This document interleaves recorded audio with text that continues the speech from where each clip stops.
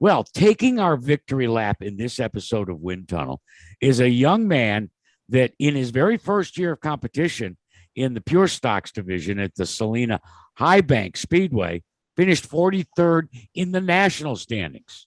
That wasn't good enough for Jaylen Hardbarger.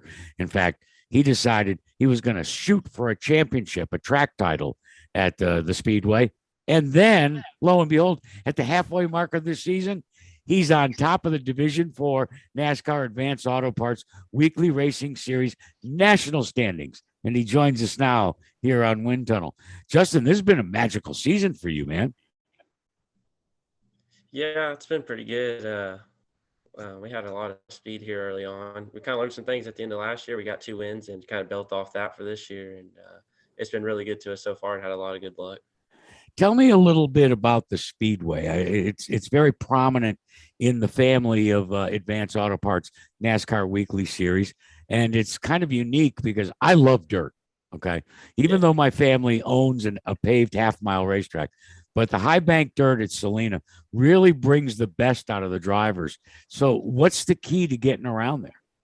Oh, it's super fast. I mean, they keep it real tacky early on, so you got a lot of grip, and it's real high bank. So in the corners, you got a lot of momentum going down the corners and coming down the straightaways. You build a lot of speed, so it's a really wide open track. And then through the night, it'll slick off, and you got to find either sometimes it'll be way up top, sometimes it'll be right around the tractor tires, and you just got to find the grip and where your car works the best.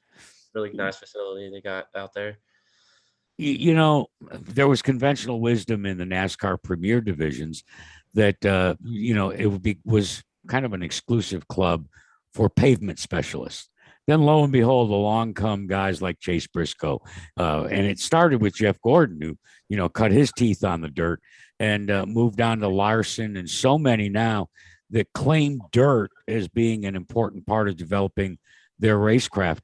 As I said, I love it. I raced on it, but learning the art of finding the grip is a hell of a lot different than when you go to a similar track that's got macadam on it.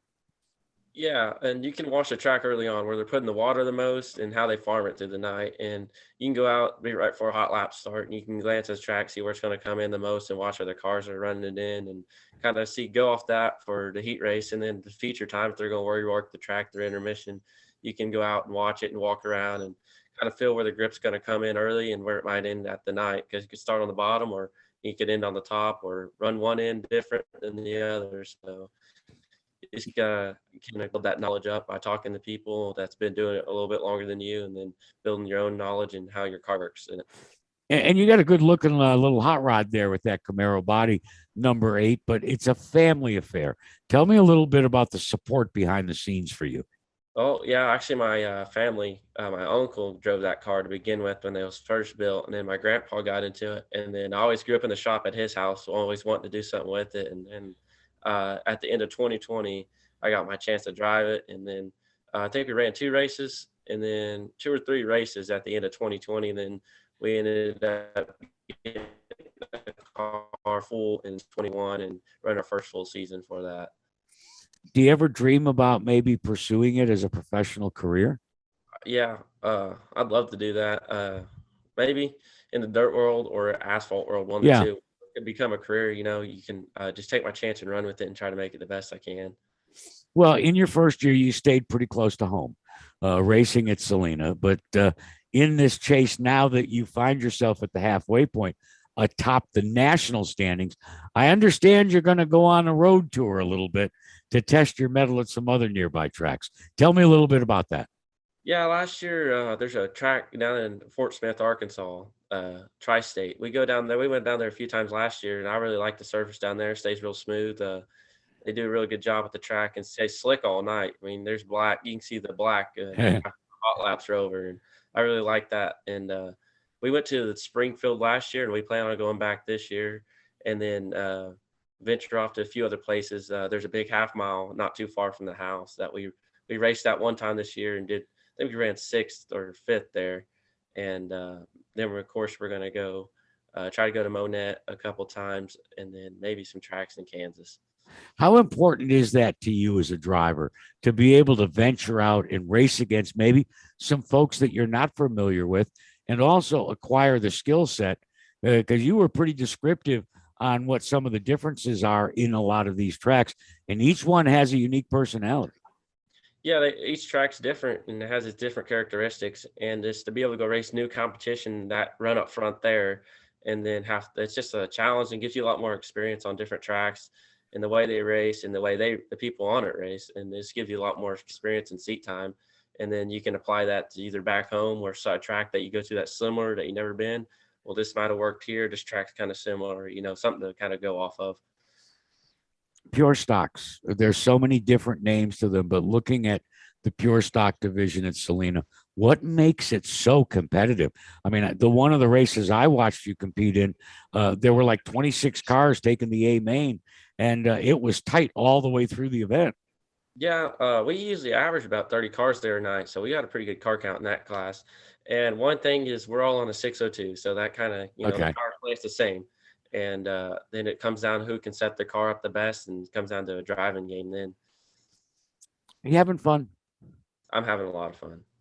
You look it, you sound it, and it to me, you received the passion for the sport, and I've said this so often.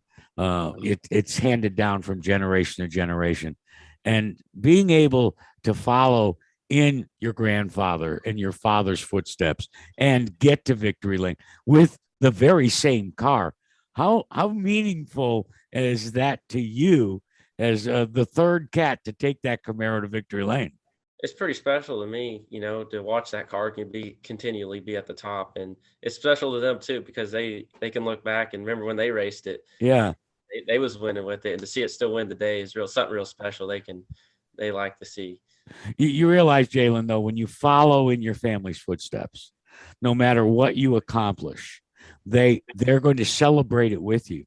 But I'm interested. How many times, and we'll start with your grandpa, has he said, "Hey, that was really good, but if I was driving the car, I would have fill in the blank." Oh, you couldn't imagine how many times that happened. And it's all three of us too. So. Oh, your dad chimes in too? Well, no, dad don't drive, but he has his opinion. Well, all dads do. You know that, my friend. Hey, it's really exciting to see the youth brigade, not just at the very top in NASCAR, but across the width and breadth of this United States. Youngsters, I always worried that youngsters weren't going to be involved in cars at the level, let's say, your dad or your granddad in my generation were. I couldn't wait. When I was 15, I was already, saving up for my first car. But that, shall I say, that sense is beginning to change. Folks your age are really embracing the automobile and, more importantly, stock car racing. Why is that? I don't know. Maybe just I don't really know. I guess I always pursued it because it's something I like. I was always around it, and then it was just always looked so fun. And finally, when you get the race, it's just something different about it. And then the people around the track too are super good people, and I like to working on it just as much as I do racing, and just to put in the work and see the results is just what I really like the most about it. It's been a real treat, my friend, and we appreciate taking a little time. And here's the deal: when you grab that national title, because Wind Tunnel holds one very special end of season championship where we start at the top at Division I and we interview all the national champions. You're going to be part of that part of that podcast, okay? Okay. Just you have to finish your side of the deal. Yep. Get her done. Let's go. All right, we will. I appreciate you. Oh, hey, thanks for so much, and good luck. Thank you. Thank you.